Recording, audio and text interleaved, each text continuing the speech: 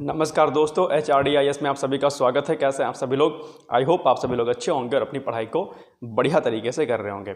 देखिए कुछ पॉइंट्स पे आप आज जो है आप लोगों से बात करनी है। वो पॉइंट्स दरअसल यूपी पीसीएस आरओ को लेकर के है, जो कि कहीं ना कहीं स्टूडेंट्स के भीतर एक थोड़ा सा कन्फ्यूजन की स्थिति उनके भीतर जो है आ रही है कि जो रेफरेंस बुक होती हैं क्या सर उसको पढ़ा जाए या ना पढ़ा जाए। यानी कि उनका अल्टीमेटली फोकस क्या है कि सर क्या घटना चक्र से आपका एग्ज़ाम निकल जाएगा या नहीं निकल जाएगा। तो आज हम दरअसल इसी कन्फ्यूजन को थोड़ा सा दूर करेंगे, क्योंकि ये कन्फ्यूजन बहुत ज़्यादा है, राइट। तो सबसे पहले मैं आपको बताऊं कि घटना चक्र से और PYQ से आपका एग्ज़ाम हो सकता है, कोई बहुत बड़ी बात नहीं है। लेकिन इसके लिए फिर घटना चक्र आपके जबान पर होनी चाहिए कि इसका कोई भी क्वेश्चन घटना चक्र का ऐसा ना होने पाए कि आपको वो क्वेश्चन ना पता हो। इस लेवल की अगर आपकी तैयारी होगी, प्लस जो PYQs होता है, चाहे वो यूपी पीसीएस का PYQs हो यानी कि प्रीवियस ईयर का पेपर हो या आरओ का प्रीवियस ईयर पेपर हो, अगर इतना आपने अच्छे से बेहतर ढंग से किया है तो ये मान के चलिए कि आपका आरओ इससे हो जाएगा, ठीक। लेकिन जो ट्रेंड आयोग का है, यानी कि जिस तरीके से एग्जाम को करा रहा है, कंडक्ट करा रहा है, पेपर का पैटर्न अगर आप देखोगे, ये सब चीज़ें जब आप देखोगे तब आपको ये एक बात समझ में आएगी कि कहीं ना कहीं कॉन्सेप्ट जो है आपका क्लियर होना चाहिए।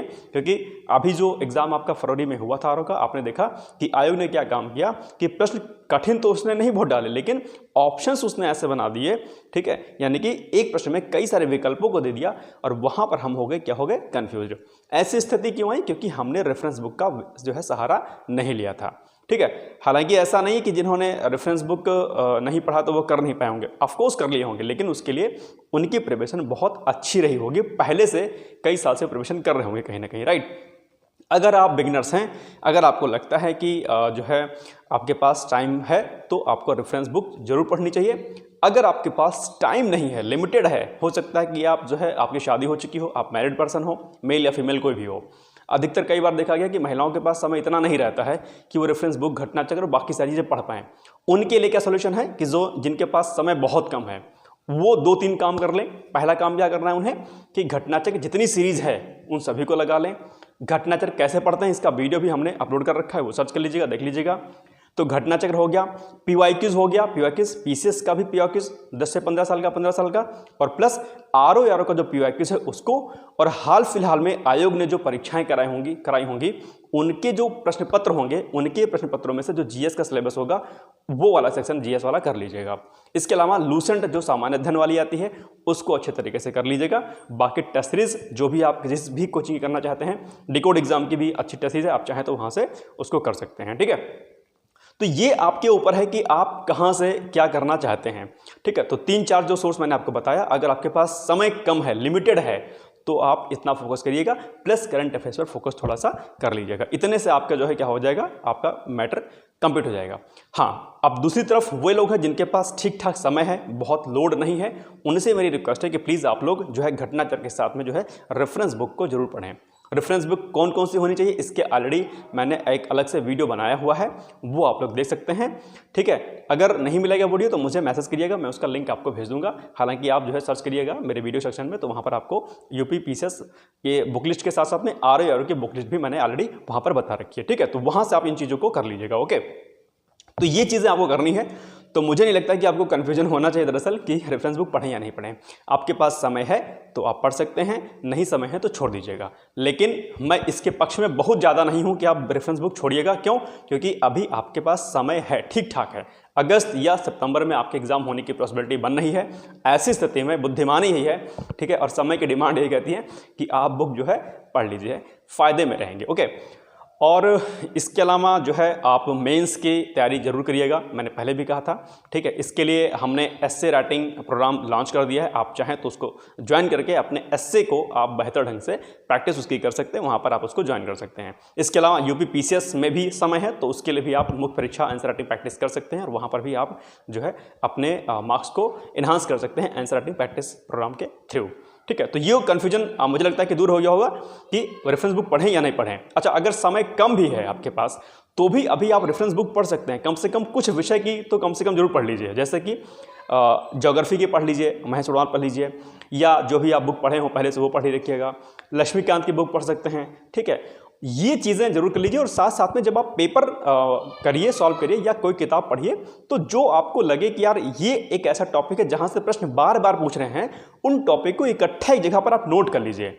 ठीक है, जैसे ज्योग्राफी में कई सारे सेक्शन हैं, जैसे नदियों वाला चैप्टर हो गया, रिवर्स का चैप्टर हो गया, जाति जनजाति का चैप्टर हो गया, और ऐसे कई सारे चैप्टर्स ऐसे हैं जो बार बार आपसे पूछे जाते हैं। पॉलिटी में पंचायती राज हो गया, राष्ट्रपति का चैप्टर हो गया, अनुसूचित जातियां वाला चैप्टर हो गया, स्टार्टिंग के जितने चैप्टर हैं आपके, चाहे वो फंडामेंटल राइट का है, फंडामेंटल ड्यूटी का है, डीपीएसपी का है, ये चैप्टर बहुत ही इंपॉर्टेंट है पॉलिटी के। कुछ आर्टिकल्स 17 हो गया, 21 हो गया, 23 हो गया, 32 हो गया, ठीक है, ये आर्टिकल्स क्या है, बहुत इंपॉर्टेंट है, बार बार आपसे एग्जाम पूछाते हैं। इनकी एक लिस्ट बना लीजिए कि ये एक ऐसे टॉपिक है जहां से प्रश्न हर वर्ष जो है पूछता है। तो ये जब आपके पास एक प्रॉपर लिस्ट हो जाएगी तो कहीं ना कहीं आपको एक बहुत बड़ा जो है इसका बेनिफिट मिलना शुरू हो जाएगा।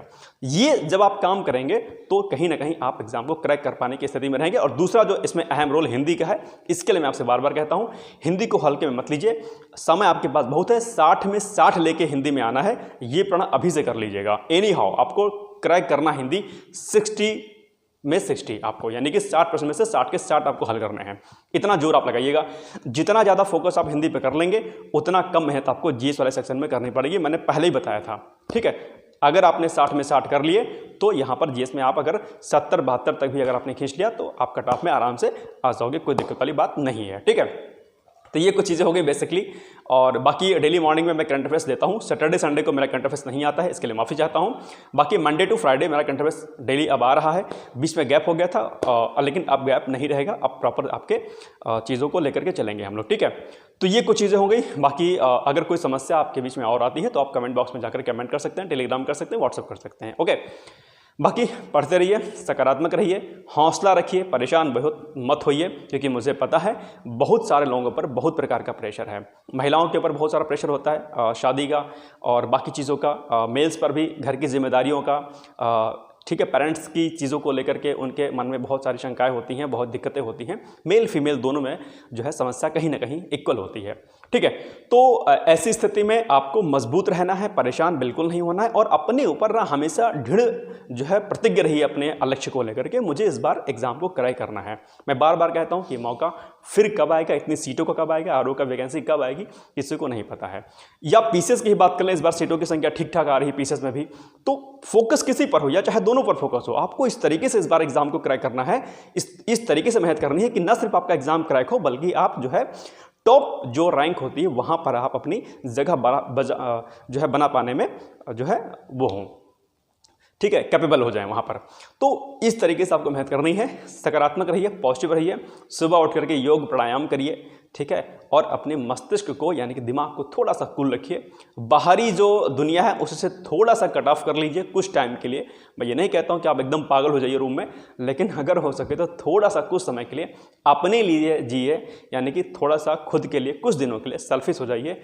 और यही समय की मांग है और मुझे लगता है कि ये आपके भीतर होना चाहिए। अगर ऐसा नहीं है तो फिर आप अपना समय को जाया कर रहे हैं। और मैं बार बार एक ही लाइन को दोहराता हूं कि समय और व्यक्ति दोनों ही अस्थायी होते हैं, दोनों ही अनस्टेबल होते हैं। समय आपके हाथ से कब फिसल जाएगा आपको पता नहीं चलेगा। और दूसरी तरफ मैं व्यक्ति की भी बात करता हूं कि बहुत ज़्यादा किसी के टच में मत रहिए, क्योंकि व्यक्ति भी आपके साथ कब छोड़ के चला जाएगा आपका साथ आपको पता नहीं चलेगा। क्योंकि दुनिया उगते सूरज को प्रणाम करती है। बार बार मैं कहता हूं, यदि आप सफल हैं तो लोग आपके साथ हैं, व्यक्ति आपके साथ में है।